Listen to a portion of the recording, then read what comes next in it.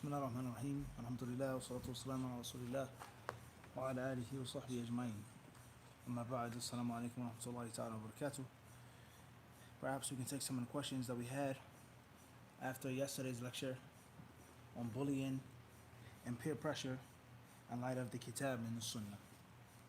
If there's any way to retrieve those questions, or the brothers and the sisters that were online waiting from yesterday to send them now, Bidnillahi ta'ala, hopefully we'll try to answer them first.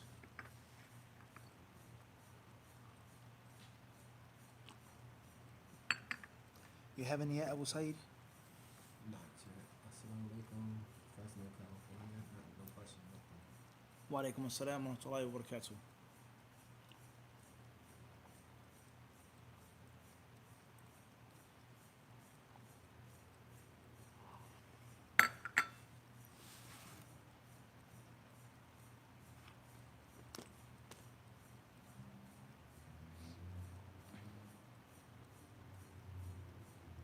Okay. Raja Ayad from Richmond, California. Salam Mufti, I love you for the sake of Allah. What is the ruling on shoes being upside down? Shoes being upside down? Wa alaikum assalam. Wa alaikum assalam wa rahmatullah. Questions from Raja Raja from Richmond, California. from Richmond, California. What is the ruling on having shoes upside down? And I love you for the sake of Allah. أحبك الذي أحببتنا فيه. I don't understand the question completely. Having shoes upside down. I'm not sure exactly what's meant by the question. Hanging them, wearing them, holding them, I don't know. La adri. I don't know the exact gist of the question to answer it. And Allah knows best. Khan, AK Niagara Falls, Ontario. When are you coming to Canada? Question comes from Niagara Falls.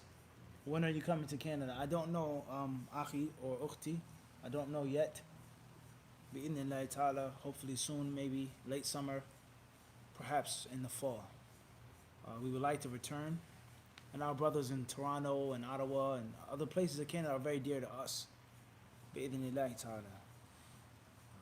AA Phoenix, Arizona. Assalamu alaikum wa rahmatullahi wa barakatuh. Is the evening afkar supposed to be made after Asr or Maghrib? I answered the question before in detail. I believe the same exact question actually. Ali Shabazz, Assalamu alaikum from California. How to deal with the Majnun Muslim who cause problems in the masjid? Fresno, Just say California. you have to mention the city, please. The city and the state, please. City and the state, and the name or the initials. Okay, Osama Ahmed, Assalamu alaikum, London, UK. How do we stay motivated and consistent in life? Questions from London, how to stay motivated and consistent in life. We've done many classes on this before, and I would say, to give you brief benefit now, is to continually read the biographies of the Imams of Hadith. Read about Bukhari and his life. Don't just suffice yourself with a simple basic understanding of Bukhari. He wrote a book, he made wudu and suraka before every hadith, all the hadiths are authentic, and that's it. Read about him as a person, as a scholar, as a muhaddith, as a jurist, how he traveled, how he suffered, how he sacrificed, how people lied on him, how people made controversy and scandal about him. Read about his life. And bi'idhnillahi ta'ala, it would allow you to stay motivated, to be motivated and to remain motivated. All right? And read about the other imams and what they went through and how they struggled and sacrificed. And keep positive company around you. Keep brothers and sisters around you who want something out of life, in the deen and in the dunya. Wallahu alam. Alu from Kenya, Nairobi. Does a person have to make a ghusl after repenting from shirk or kufr? Question comes from Nairobi, Kenya. Does a person have to make a ghusl after repenting from shirk and kufr? If you feel that's the safest thing to do, with regards to the concept of a new Muslim making the ghusl, that's the view of some of the people of knowledge, and they have a proof for that. La ba's. And if you just make tawbah to Allah subhanahu wa ta'ala, sincere repentance, acknowledge your sin, and you come back to Islam, then many of the ulama, if not most of them, hold the view that you don't have to make a ghusl. Wallahu alam. Muhammad Khan from Sydney, Australia. What what do we say to parents and family members who follow their ancestors even when they are clearly mistaken? And also, is it obligatory to love your parents? Questions from Sydney, Australia. What do we say to our parents and relatives who follow their ancestors even though they're clearly wrong and mistaken? And is obligatory to love one's parents. Make dua for them. Try to give them a nasiha billatihi ahsan in the best way. Use wisdom, use a bit of cunning, use a bit of savvy. All right, be savvy, use a bit of tact. All right, try to be smart and witty and showing them what's wrong, what's right. Be gentle, be kind, and be patient, and make dua for them. Lead them by example. You do the right thing in your own actions. Don't force them, don't argue with them, don't abuse them or badger them, and that's it.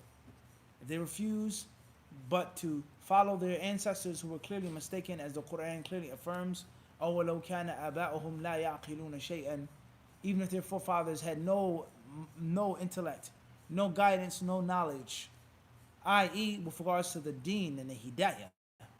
Because of course the ancestors and the forefathers, they did this, they had this wisdom, they knew this medicine, they fought in this war, they made this type of struggle. No one is denying that. But the guidance and hidayah and the concept of tawheed and submission to Allah and following the messenger of Allah is a different story. So make dua for them, be patient with them, be kind with them, don't force them. If someone comes to you asking you a specific question, you give them what you know, and if not, pray for them and turn away from them. And that's all you can do. As far as it's obligatory to love your parents, it's obligatory to obey your parents as long as they don't tell you to do that which is haram. It's obligatory to treat your parents in a kind way, a respectful way. And in a culture, in most cultures, if not all, you have to love your parents, especially your mother. But for argument's sake, you hate them for the sake of Allah. They've done bad things to you. They're very, very bad parents, negligent and lacking. As long as you give them necessary respect and the necessary obedience in that which is ma'ruf, you've done your job. And everything other than that will be extra. Wallahu alam. M.A. London. Assalamu alaikum. Hayakallah Shaykh.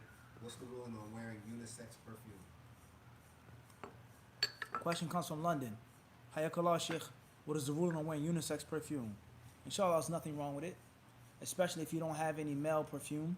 There's nothing wrong with it as long as it is unisex and as long as the smell isn't leaning towards the smell of a woman's fragrance. All right? The Prophet ﷺ informs us to put oil on to smell well on the day of Jumu'ah. And even if a person doesn't have any, he should take the perfume of his family, of his wife. Hadiths clearly state that. What's important is the importance of perfuming yourself on Jumu'ah. Unisex cologne, is nothing wrong with it as long as it's not specific to women and to females. Wallahu alam. AJ from Columbus, Ohio. Am I obligated to provide for my mom as a girl if she abandoned me as a child? And I think she uses drugs and smokes, and I did see her do it myself as a child. Questions from Columbus. Am I obligated to spend upon my mother? I'm a female. My mother abandoned me as a child. She abuses drugs. She's strung out on drugs, so on and so forth. Get her help.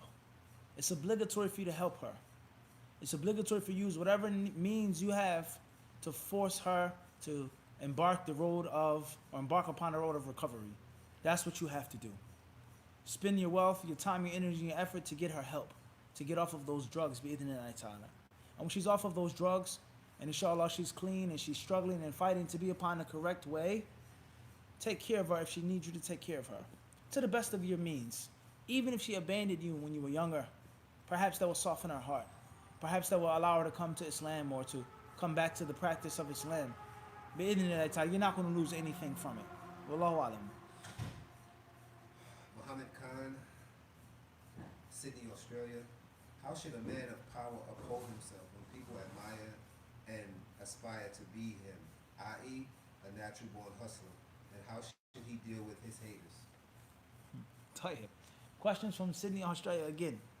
How should a man of power deal with himself when he has people who admire him, look up to him, want to be like him, and you have people who are haters, and he's a natural born hustler, etc. Thank Allah for making you a natural born hustler. Thank Allah for making you a man of power. Be grateful to Allah and use the power that Allah has given you and the influence and how people look at you as a role model. Use that for the positive sense, to lead them to the straight path, to the correct path, to the best path. All right? Know Allah's right upon you. Thank Allah for that. Always check your humility. Always check your sincerity. Always be mindful of what you do in front of the people, and make sure you're doing it for the right reason. And from the means of thanking Allah for that power and being a natural born hustler is to keep doing it.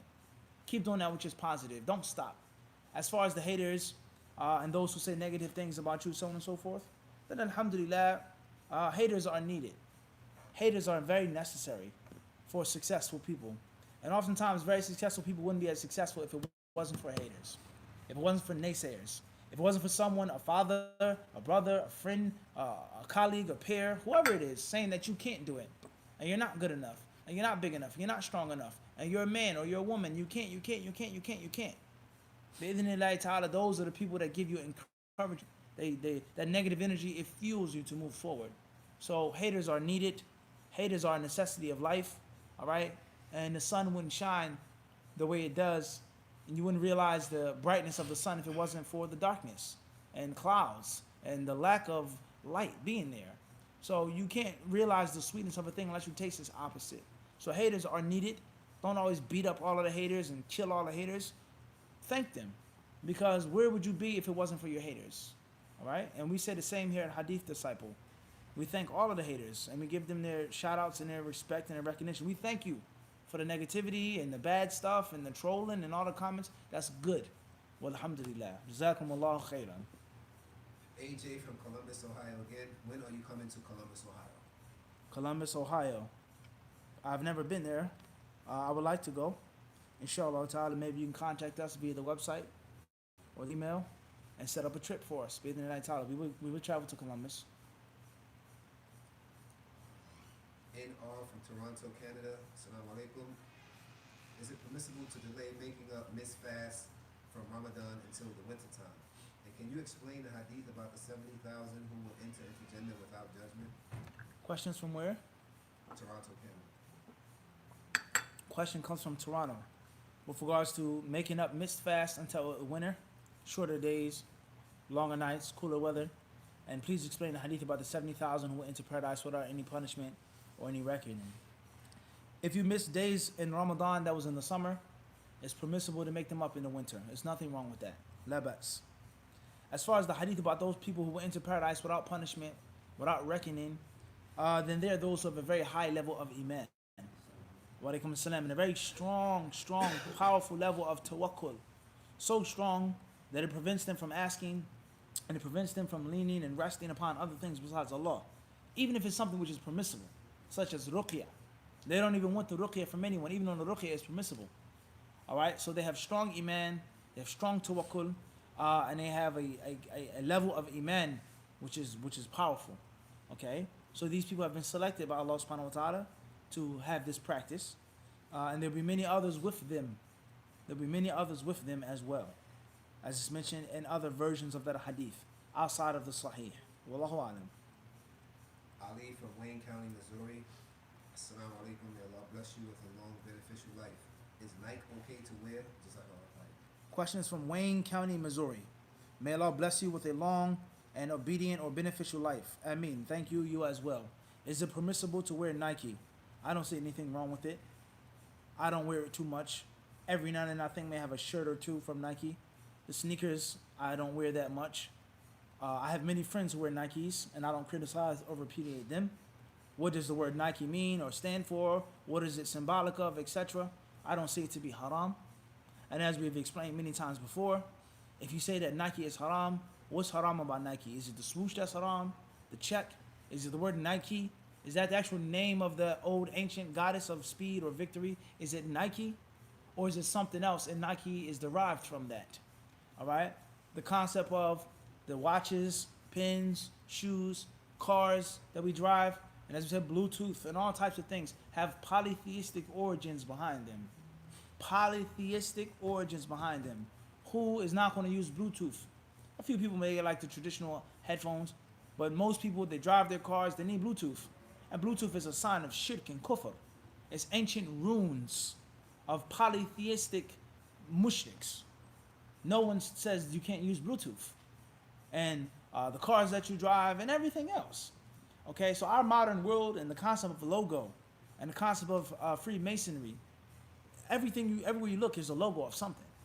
All right. So to say that Nike is haram, that's fine if you feel that way. But there are many other things that you have to avoid and stay away from. Many things, most things that have some type of polytheistic origin or logo to them.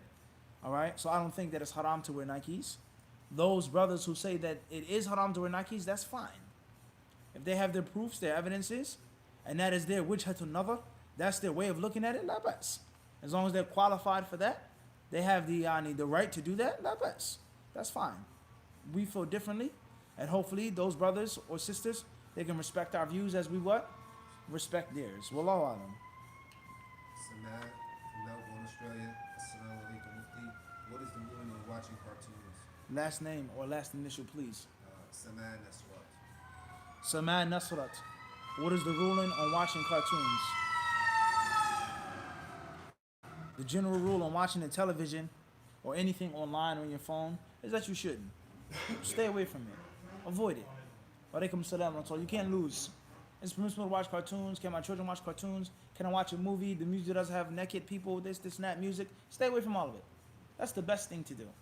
If you find it extremely difficult to stay away from, and extremely hard and burdensome, if your children don't watch cartoons, or you used to watch cartoons when you were younger, and it's a fitna for you, and it's a means of some type of positive recreation of energy, and it keeps you away from other haram acts and things that are much worse, then do it with guidelines.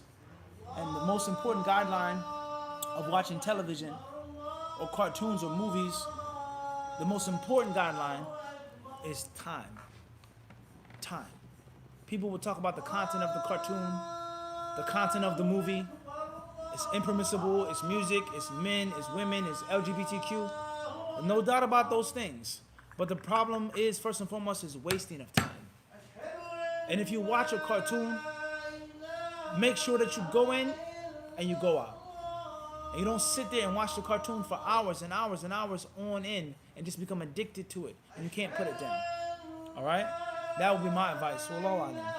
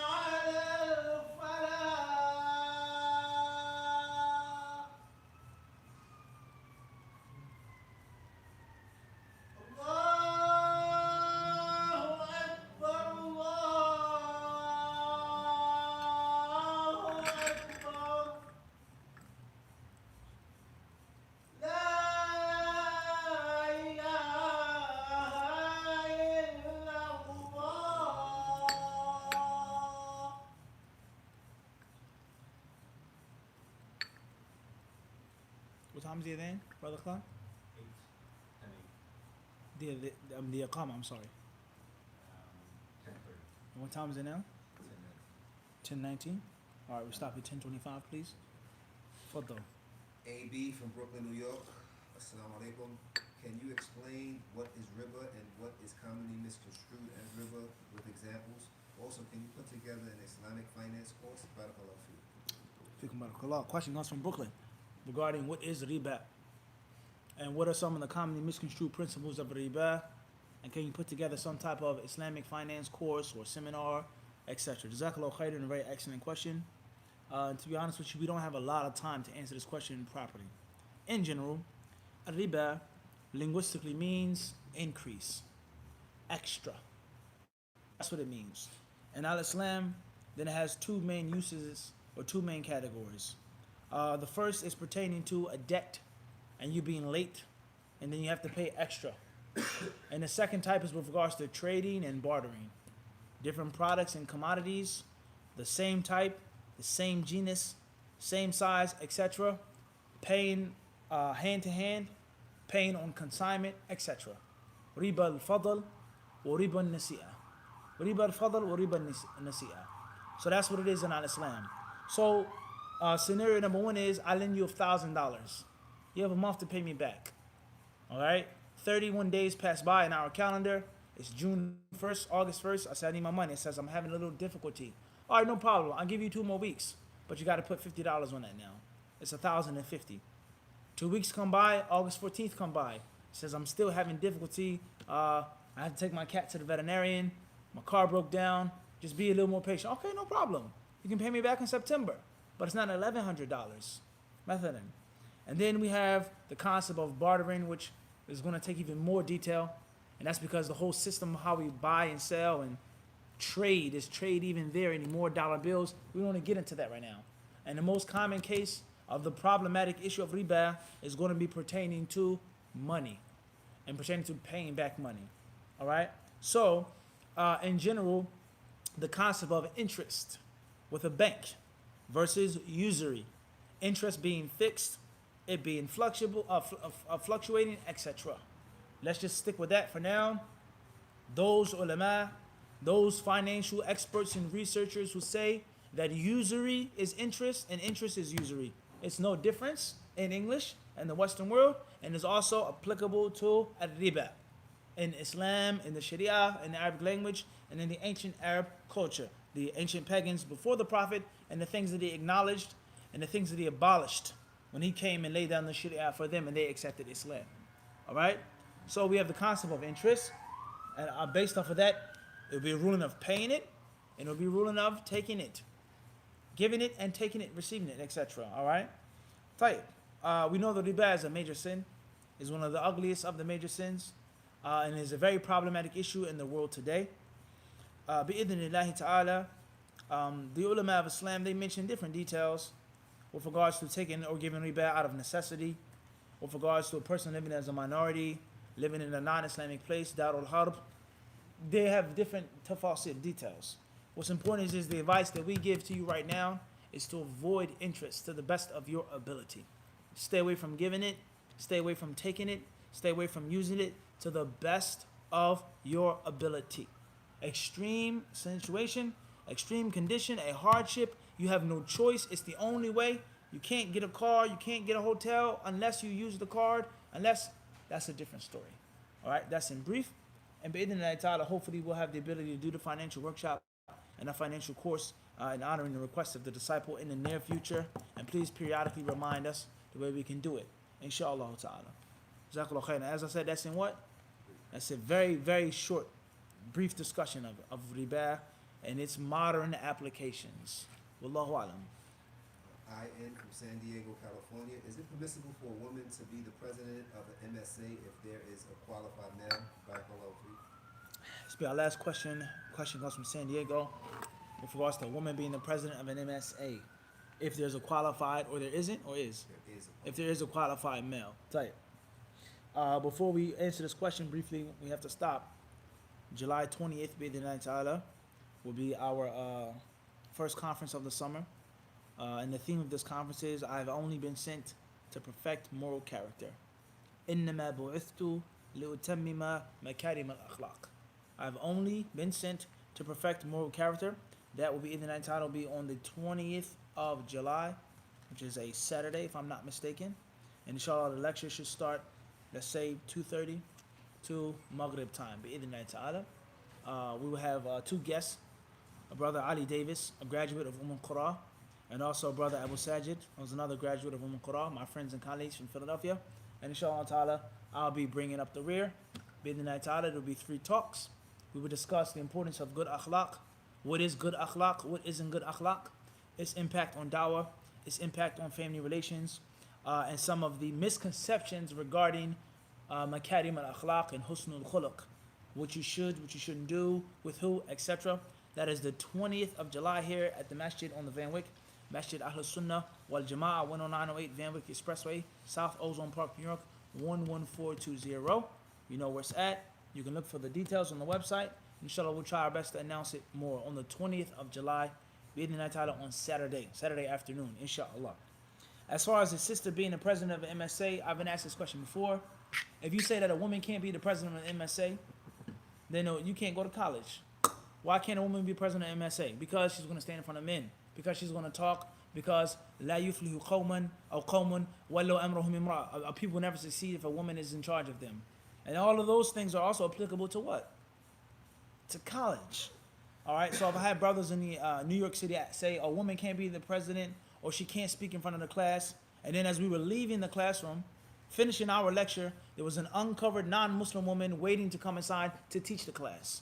And it allows no doubt the Muslim sister, who's the president of the MSA, compared to the non-Muslim professor, is dressed like full niqab. And she wasn't wearing a full niqab. She wasn't wearing the proper hijab, but considered or compared to her. Her chest is not out. She's not wearing skin-tight jeans. She's not wearing perfume and makeup. She doesn't have tattoos on her arms. She's not wearing lipstick, and so on and so forth. So the Muslims oftentimes become very hypocritical, and they just pick and choose what rulings they want to follow. I go to a free mixed college. There's a non-Muslim woman sitting next to me. This woman is talking to me. This is a professor. I have to interview this woman. But the Muslim sister who's wearing a khimar, she can't be the president of the MSA. Nor can she give a speech and talk in front of the people. Something's wrong. So either we're going to apply all of the rules, or we're going to leave them off. Or we're going to be balanced, do what we can, but not be hypocritical about it. And not play the fake piety role about it.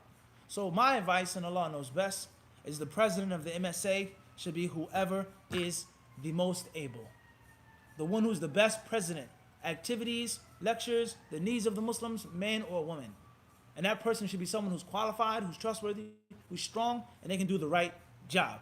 How they dress, how they cover. Once you open up that Pandora's box, khalas, you're in college. You go to a free mixed non-Muslim school. And how many people are studying school off of riba? How many people have student loans? And the list goes on. So fear Allah to the best of your ability. Try to do the best that you possibly can. The president of the MSA, if it is going to be a woman, then she should dress properly and modestly. And if it's a man, he should dress properly and modestly. You shouldn't wear skin-tight pants, yaqi. You shouldn't have on tight muscle shirts. Women, they have fitna too. They like to look at you too. They lust off of your body as well. You should dress and be presentable and modest and humble yourself. So we can't just demonize women and just say men can do whatever they want to do. And many brothers, they wear tight pants.